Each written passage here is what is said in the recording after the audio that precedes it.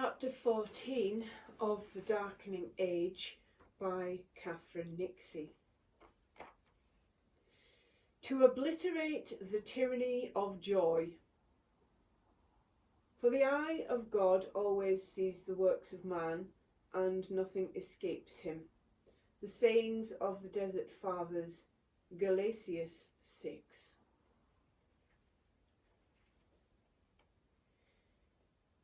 If you had travelled to the great cities in the Eastern Empire, to Alexandria and to Antioch, in the 4th and 5th centuries, then long before you came to a city itself, you would have seen them.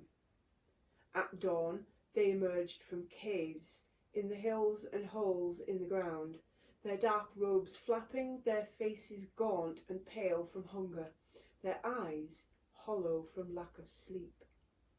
As the cocks began to crow, while the city beyond was still slumbering, they gathered in the monasteries and hills beyond, and, forming themselves into a holy choir, they stand, lift their hands all at once, and sing sacred hymns. An impressive sight, and an eerie one.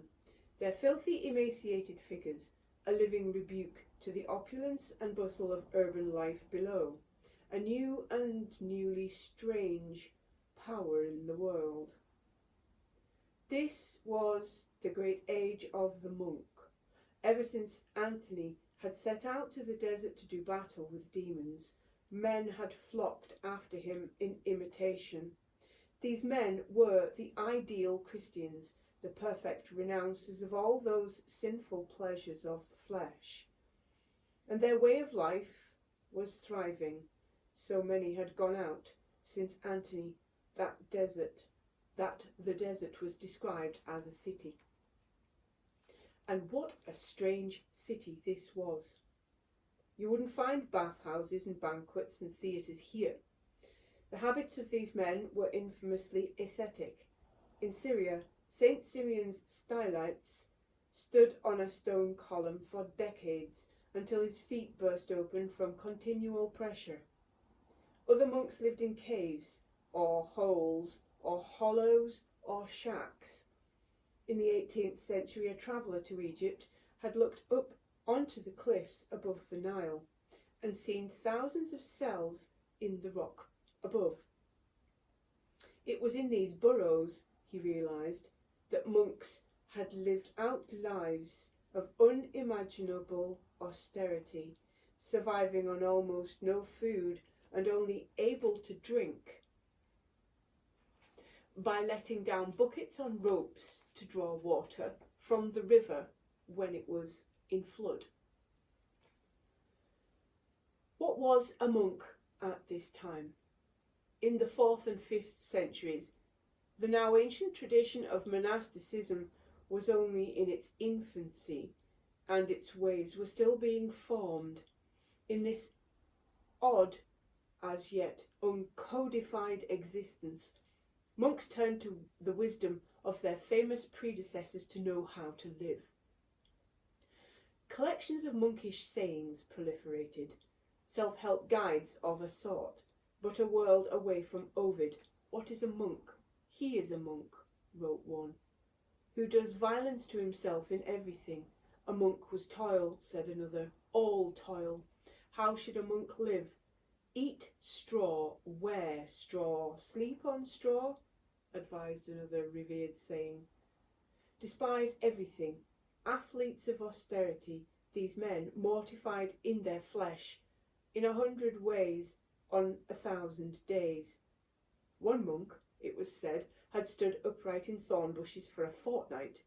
Another lived with a stone in his mouth for 3 years to teach himself to be silent. Some, nostalgic for the tortures of past persecutions, draped themselves in chains and clanked round in them for years. This monkish city was a living rebuke to the Roman way of life. If you can judge an empire by its adjectives, then the Roman Empire had been one that adored the urban. In Latin, urbanus meant, at its most basic, to be someone who lived in the town. But much more than that, like its English descendant, it meant to be cultivated, courteous, witty, urbane.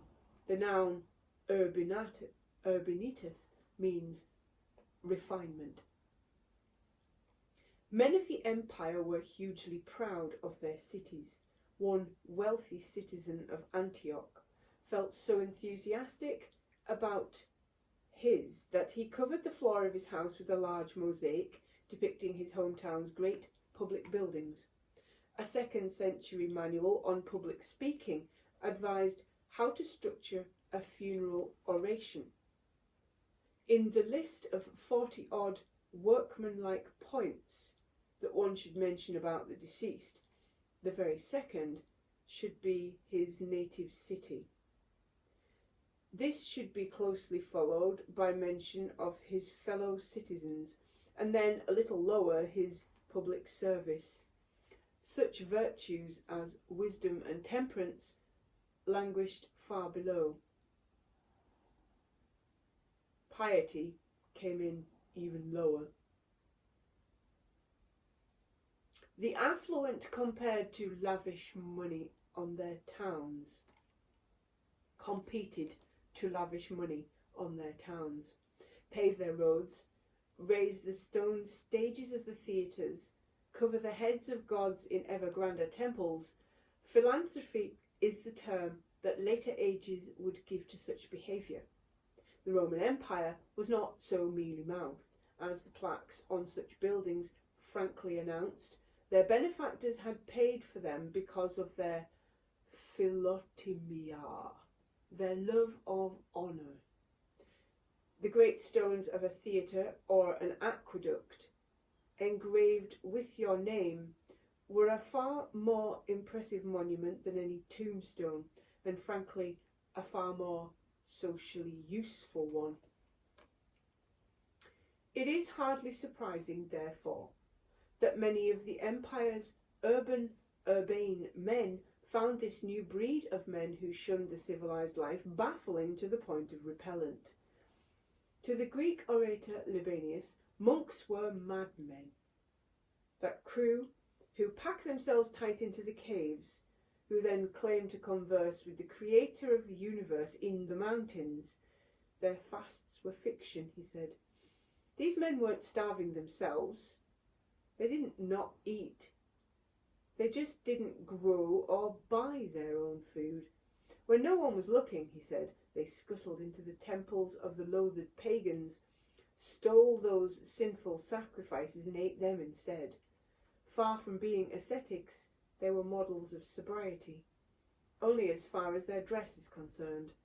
Their vicious and thuggish attacks on the temples weren't done out of piety, said Libanius. They committed them out of pure greed. They claim to be attacking the temples, but these attacks are a source of income. Because after raiding not only shrines but also local peasants' homes, the invaders depart with the loot from the places they have stormed. There may have been more than a touch of snobbishness in such disdain, as many of those who set out for the hills were poor and illiterate. Some were even slaves, much to the irritation of their Christian superiors. Nietzsche and Engels would later equate Christianity and its values with slaves and slave morality. But if this is true, then no one had told the most powerful Christians in the period. They had no truck with such dangerously revolutionary ideas as the emancipation of slaves. Far from encouraging the escape of Christian slaves, senior clerics cracked down hard on anyone who attempted to escape their mortal bondage by disappearing into the desert for a more heavenly servitude. When one bishop advised slaves to desert their masters and become ascetics, the church was appalled and promptly excommunicated him. "We shall never," stated a canon of the Holy Apostles, "allow such a thing which brings sorrow to the masters to whom the slaves belong, and which is a disrupting influence." The heavenly realm weighed in to help too. In the 4th century, Saint Theodore appeared, a saint whose speciality was finding missing slaves. Sleep on Saint Theodore's tomb, and it was said, he would appear in your dream and show you where your recalcitrant slave was hiding. Monks needed to be in the desert, for here, they knew, was where the demons swarmed and gathered. Here was where the city petered out and the empty spaces began, and where Satan's minions swooped and slithered and struck. A monk out of the desert, Anthony had said, was like a fish out of water. The monkish battle with Satan was not a pitched battle but a duel, and so monks shunned the distracting company of others. I will not meet anyone this year, resolved one. Such resolutions were not always easy to keep. In the endless solitude of desert life, monks flailed and struggled and gasped. Loneliness gnawed like hunger. Their own desert places often had the power to scare these men far more thoroughly than any natural wilderness might. One monk was said to have wept so continuously that his tears, like a stream, had worn a hollow in his chest. Proof of his virtue, said admiring fellow monks. The modern mind would tend towards a more clinical conclusion. Many of these men must have been profoundly depressed. Starvation was one of the most popular of monkish mortifications. No special equipment was required, but it was also one of the hardest to bear.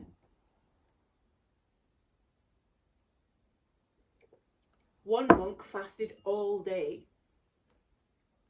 and ate only 2 hard biscuits. Another lived from the age of 27 to 30 on just roots and wild herbs. Then for the next 4 years, on half a pound of barley bread a day and some herbs.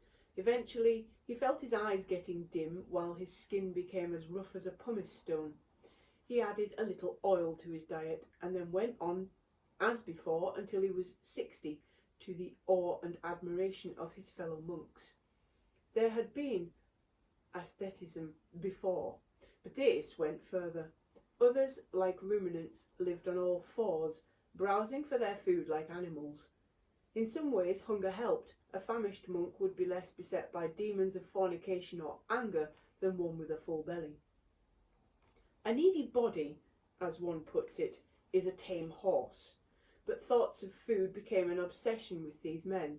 In their reading of the fall, the apple that Eve gives to Adam is not seen as a symbolic representation of sex. It is seen as nothing more or less than an apple. Maslow's hierarchy of needs made monkish flesh. The monks tormented themselves by what they put on their bodies as much as what they put in them.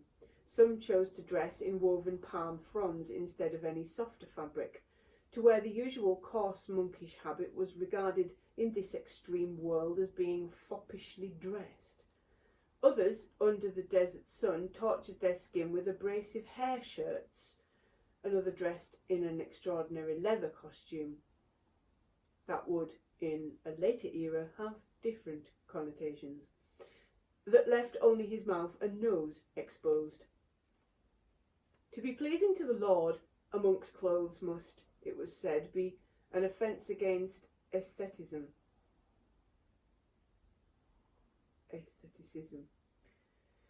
A habit should be tatty rather than smart, old rather than new, mended and remended and mended again. Anything less was vanity. A monk's clothes should be such that if he threw his habit out of his cell for 3 days, no one would steal it. The monks' self-sacrifice was unquestionable.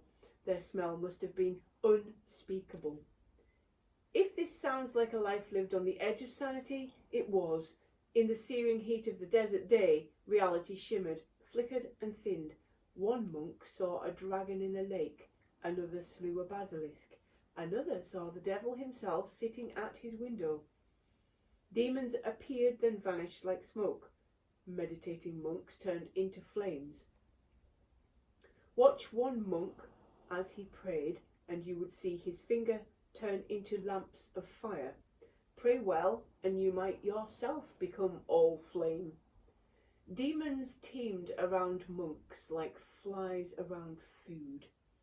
One monk was beset by visions of rotting corpses bursting open as they decayed. Alone, for weeks, months on end in their cells, with nothing more than aging hard bread to eat and an oil lamp to look at, monks were plagued by more tempting visions of sex and food and youth. Some monks lost their minds, if they ever had been in full possession of them. When Apollo of Cetus, a shepherd who later became a monk, spotted a pregnant woman in a field, he said to himself, "I should like to see how the child lies in her womb." He ripped the woman open and saw the fetus, the child, and the mother died. The reasons for these particular practices are hard to fathom. One theory is that Christian domination of the empire had brought many gains, but one of its great losses was that it had become considerably harder to be a martyr by unsympathetic Roman governors. Deprived of the chance to die in one terrible, glorious, sin-erasing show, these men instead martyred themselves slowly, agonizingly, tormenting their flesh a little more every hour, thwarting their desires a little more every year. These practices would become known as white martyrdom. The monks died daily in the hope that one day, after they died, they might live. "Remember the day of your death," advised one monk. "Remember also what happens in hell, and think about the state of the souls down there, their painful silence, their most bitter groanings, their fear, their strife, their wanting." A terrible enough plight, but the monk had not finished yet. He concluded his cheering list with the punishments, the eternal fire, worms that rest not, darkness, gnashing of teeth, fear and supplications. Grim tales taught monks the value of not giving in to their urges. One particularly vivid parable noted what happens to a disobedient monk named Heron.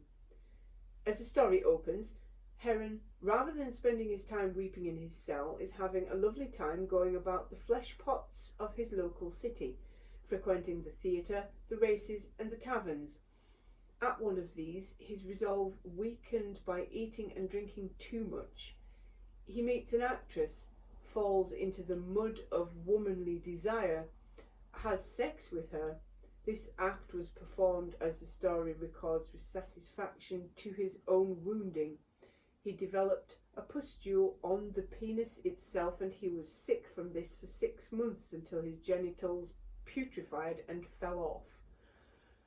A lesson to us all. Carpe diem, Horace had said. Eat, drink and be merry, for tomorrow you will be dead for eternity. The monks offered an alternative to this view. Die today and you might live for eternity. This was a life lived in terror of its end. Always keep your death in mind was a common piece of advice. Do not forget the eternal judgment. When one brother started to laugh during a meal, he was immediately reproached by a fellow monk. What does this brother have in his heart that he should laugh when he ought to weep? How could one live well in this new and austere world? By constantly accusing yourself, said another monk, by constantly reproaching myself to myself. Sit in your cell all day, advised another, weeping for your sins. A hint of desert isolationism started to find its way into pious city life too. In John Chrysostom's writings, contact with women of all kinds was something to be feared, and, if possible, avoided altogether. If we meet a woman in the marketplace, Chrysostom told his congregation, herding his listeners into complicity with the first person plural, then we are disturbed. Desire was dangerously easy to inflame. Women who inflamed it were not to be relished, as Ovid had relished them, but eschewed, scorned, and denigrated in writings that made it abundantly clear that the fault of the man's desire lay with them. In this atmosphere, a group of fashionable women with their low-cut necklines were not praised as beauties, but excoriated as a parade of whores. Eventually, clerical disapproval was reinforced by law. Pagan festivals, with their exuberant merriment and dancing, were banned. Dislike of them had been rumbling for decades. Constantine himself had poured scorn on the so-called religious festivals of the impious pagans and their drunken riotous feasts, at which, under the semblance of religion, your hearts are devoted to profligate enjoyment. In AD 356, less than 5 years after Constantine had announced that no man whatever should be refused complete toleration, the death penalty was instituted for those who made sacrifices. In 407 the old merry ceremonies were forbidden. It shall not be permitted at all to hold convivial banquets in order of sacrilegious rites in such funeral places, or to celebrate any solemn ceremony. If anyone declared themselves an official in charge of pagan festivals, then the law said they would be executed. John Chrysostom jubilantly observed their decline. The tradition of the forefathers has been destroyed. The deep-rooted custom has been torn out. The tyranny of joy and the accursed festivals have been obliterated just like smoke. Such laws were easier to make than to police. How could Christians know what went on behind closed doors?